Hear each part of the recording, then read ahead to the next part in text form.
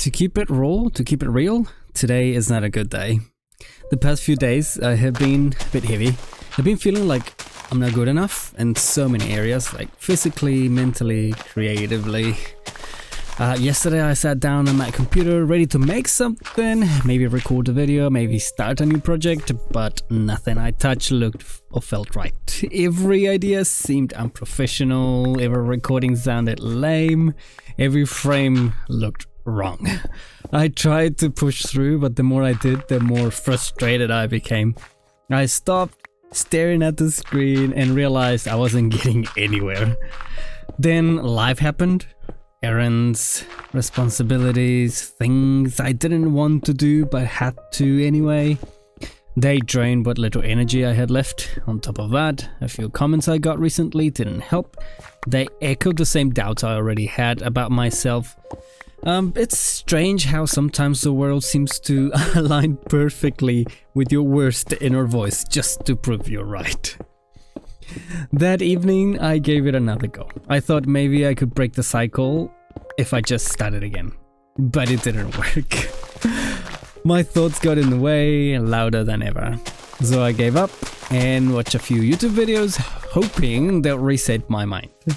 Instead, I ended up comparing myself to the creators. I was watching their setups, their success, their effortless confidence. I started thinking about everything they have that I don't.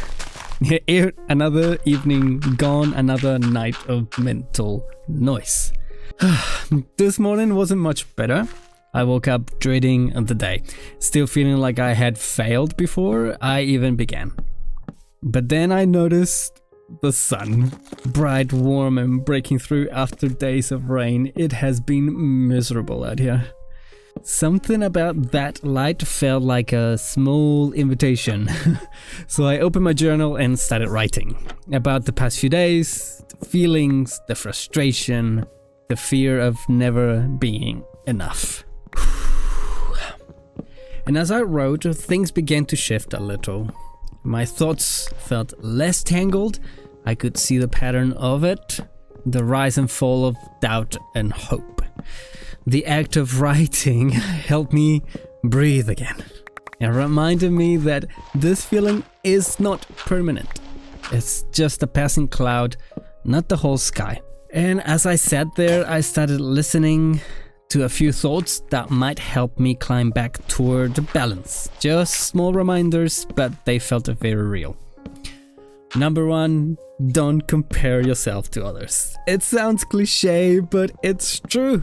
Comparison is a thief. It doesn't just steal your joy, it steals your perspective. When you compare yourself to someone else, you're looking through a distorted mirror. You don't see their failures, their exhaustion, or their sacrifice they made behind the scenes. You only see the highlighted reel, the polished moments that they choose to share. That's what you see.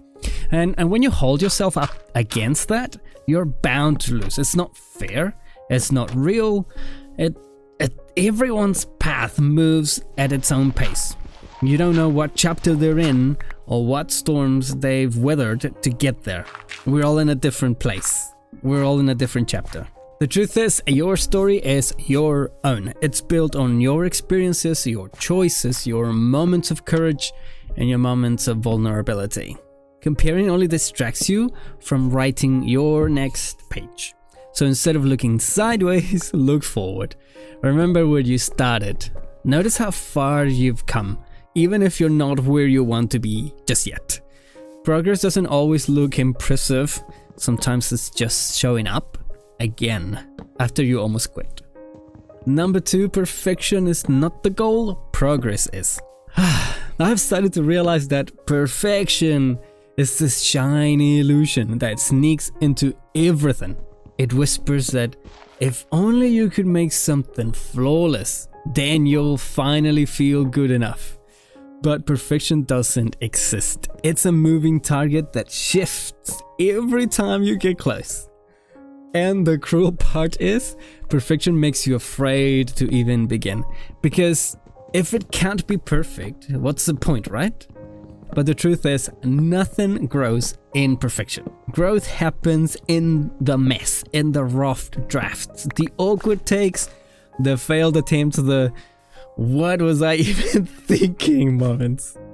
Every time I've improved at something, it's been because I allowed myself to be bad at it first. Every song, every video, every build in Minecraft, none of them started great. Trust me. They started rough, clumsy, and unfinished. That's how it's supposed to be. Because creating isn't about getting it right, it's about getting it real. So I'm learning to trade perfection for progress. To see mistakes not as proof of failure, but as signs that I'm trying. Every imperfect thing I make is one step closer to something, hopefully, I'll be proud of. Number 3, stop overthinking. Just move. We've talked about this before. Sometimes the best way out of a storm is to move, even if you don't know where you're going just yet. I've spent many hours trapped in my head, turning the same thought over and over until it becomes unbearable. But the moment I do something, like anything, the fog begins to lift a little. The second I stopped ruminating and started writing, I felt a bit lighter. It doesn't fix everything, but it shifts the energy. Movement doesn't have to be a grand or productive thing. It can be going for a walk, taking a drive, playing guitar in my case, or building something in Minecraft, or even dancing like an idiot in the lounge. I'm guilty of that sometimes. The point is not to achieve something, it's to remind yourself that you're still here, you're still alive, still capable of acting, even when the thoughts tell you're stuck. Motion creates momentum, and momentum creates hope. And number 4, don't be too hard on yourself. Ooh, I'm guilty of this. This one is simple to say, but hard to live by. I tend to beat myself for every misstep, for not doing enough, for not being enough. But I'm trying to remember, I'm not broken, I'm not a mistake, I'm just human. And being human means having days like this. Messy, unproductive, emotional, confusing. It means caring deeply, trying hard, falling short, and trying again anyway. It means sometimes needing rest more than discipline, grace more than grit. It's okay to fail. It's okay to have bad days. It's okay to feel lost. None of that defines your worth. You are allowed to be a work in progress. You are allowed to take up space, to feel, to heal, to rebuild. Be kind to yourself, especially on the days when you don't feel like you deserve it. That's when you need it the most. I also wanted to share something that's been sitting with me, a quote from Jane Goodall, the anthropologist and conservationist, that's hard to say, English is hard, who passed away recently. In one of her last documentaries, she said this, I quote, "In the place where I am now, I look back over my life. I look back at the world I've left behind. What message do I want to leave? I want to make sure that you all understand that each and every one of you has a role to play. You may not know it, you may not find it, but your life matters. You are here for a reason. And I just hope the reason will become apparent as you live through your life. I want you to know that whether or not you find that role that you're supposed to play, your life does matter. And that every single day of your life, you make a difference in the world. And you get to choose the difference that you make. I want you to understand that we are part of the natural world. And even today, when the planet is dark, there still is hope. Don't lose hope. If you lose hope, you become apathetic and do nothing. And if you want to save what is still beautiful in this world, then think about the actions you take each day. Because multiplied a million, a billion times, even small actions will make for great change. You have it in your power to make a difference. Don't give up. There is a future for you. Do your best while you're still on this beautiful planet Earth. Those words hit me deeply. The reminder that every small thing we do actually matters. Even when it feels pointless or small, it isn't. It adds up. It becomes something larger than us. Even now, as I write this and record it, I still feel like I'm not good enough. The video is probably not perfect. My voice might sound off. The Minecraft world might look wrong. I don't know, but that's okay. But because maybe it's not about feeling good enough, maybe it's about showing up anyway. About choosing to try again even when you doubt yourself. This journey is not a straight line.